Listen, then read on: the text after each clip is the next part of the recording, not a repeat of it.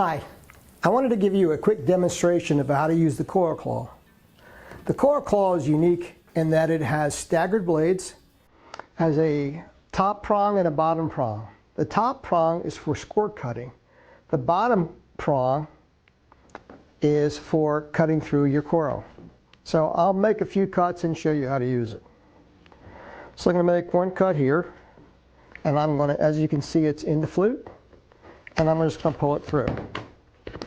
Now I'm going to make another cut on this one just to show you how you can make a quick point of purchase display. On this piece, I'm going to cut 2 slits. And you can see I have the center part. On this piece, I'm going to slit the end piece. And now this is the tricky part. You want to use the T that's left in here and use the slot that you've opened up here and push the two together.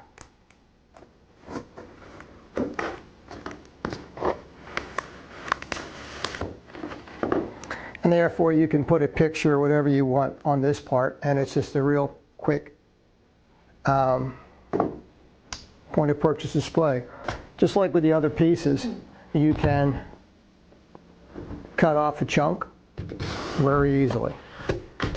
And what I do is I hold my thumb on top and just slide it through. You don't want to cock it one way or the other. It just creates more friction. It makes it hard to get through.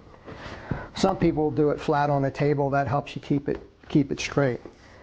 If you want to make say a triangle and you have the print on one side,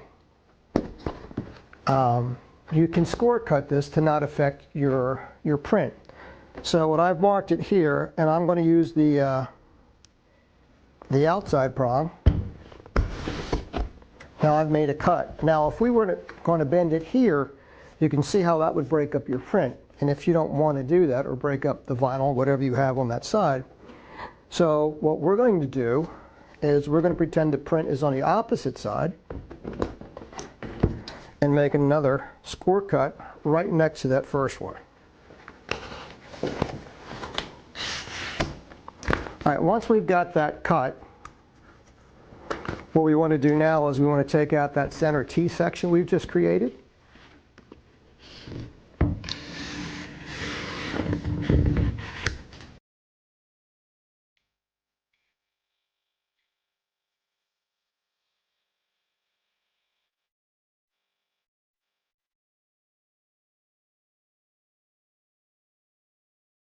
So now I'll take out the center section.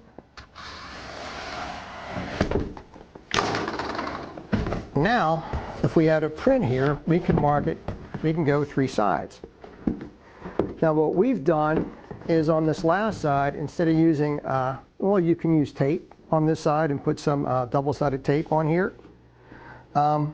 We use what's called Coro pins. And the way the Coro pins work is you can put the pin in the flute, and where they connect, you put it in both flutes, and that keeps it together for you. And that way you can reuse these. So it's pretty simple making a cut like that.